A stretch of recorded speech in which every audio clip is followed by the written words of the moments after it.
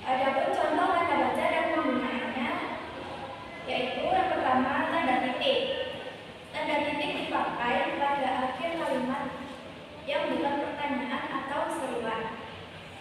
Tanda titik ini penting banget karena ketika kita selesai menuliskan satu kalimat, kita beri tanda titik di akhir kata itu, yang berarti berhenti atau tidak berlanjutnya kalimat itu.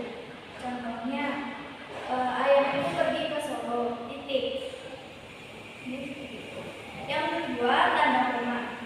Tanda koma dipakai di antara unsur-unsur dalam suatu perincian atau pemberian.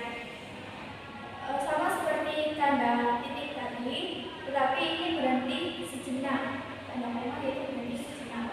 Contohnya, aku membeli buku, koma, pensil, koma, penghapus, dan tas, titik.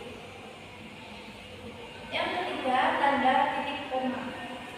Tanda titik koma dapat dipakai untuk memisahkan bagian-bagian kalimat yang sejenis dan setara. Contohnya, malam semakin larut, pekerjaanku belum selesai juga. Titik koma, pekerjaanku belum selesai juga. Nah, jadi intinya itu udah malam tapi pekerjaannya belum selesai juga. Dan di tengahnya dikasih tanda titik koma. Yang keempat, tanda titik dua. Tanda titik dua dapat dipakai pada akhir suatu pernyataan lengkap jika diikuti rangkaian atau pemberian. Contohnya, kita sekarang memerlukan perabotan rumah tangga, titik dua, kursi, koma, meja, dan lemari. Dan juga dikasih tanda titik di akhir kalimat. Nah, jadi tanda titik dua ini memperjelas perabotan rumah tangga yang seperti apa, yaitu tadi kursi, meja, dan lemari. Yang kelima, tanda hubung. Nah, tanda hubung ini menyambung suku-suku kata dasar yang terpisah atau pergantian baris. Contohnya, nanti sore kita jalan-jalan di taman. Nah, kata jalan-jalan itu diberi tanda hubung karena kan adanya suku kata yang sama atau berulang. Yang keenam, tanda pisah. Tanda pisah membatasi penyisipan kata atau kalimat yang menjadi penjelasan di luar dalam kalimat. Contohnya, kemerdekaan bangsa itu, tanda pisah, yakin akan tercapai, tanda pisah, diperjuangkan oleh bangsa itu sendiri. Tanda pisah ini ya sama dengan tanda hubung. Garisnya itu hampir sama, tetapi tanda pisah ada panjang sedikit dibandingkan dengan tanda hubung. Tanda pisah ini jadi tanda pisah ini tugasnya memberikan penyisipan tambahan di dalam suatu kalimat yang tadi. Yang ketujuh, tanda elipsis. Tanda elipsis dipakai dalam kalimat yang terputus-putus.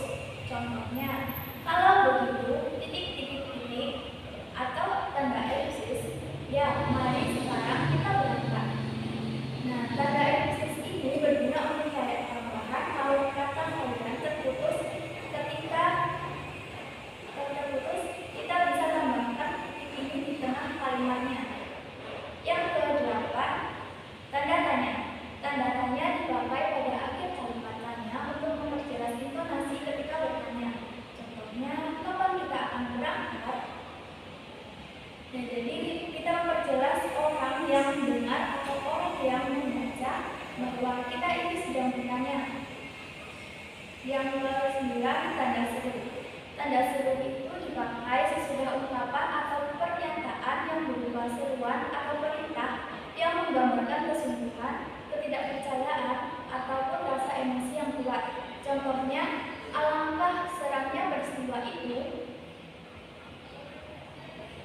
Yang ke-10, tanda kurung. Tanda kurung menghampiri tambahan keterangan atau penjelasan. Contohnya, sore ini akan belajar di ACI. ACI itu apa sih keterangannya ini? Makanya dikasih tanda kurung. Ayo cerdas Indonesia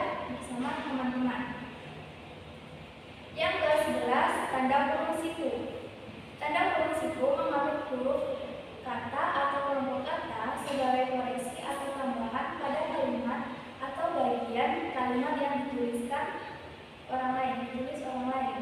Contohnya, Sang Saputera mendengarkan bunyi gemerisik. Penggunaan tanda huruf siku di huruf D itu untuk mengambil huruf sebagai tambahan. Yang ke-12, tanda petik 2. Tanda petik 2 mengambil petikan langsung yang berasal dari pembicaraan dan naskah atau bahan tertulis lain. Contohnya, saya belum siap, kata Mirna. Nah, jadi tanda petik di sini digunakan untuk memperjelas atau mengulang kembali pembicaraan yang dikatakan oleh seseorang dari naskah atau secara langsung. Yang ke-13 yaitu tanda petik tunggal. Tanda petik tunggal mengambil petikan yang tersusun di dalam petikan lain. Contohnya, apakah kamu mendengar suara kring-kring tadi? Jadi ini tanda petik tunggal itu berada di tanda petik di dalam tanda petikan lagi. Yang ke-14, tanda garis miring.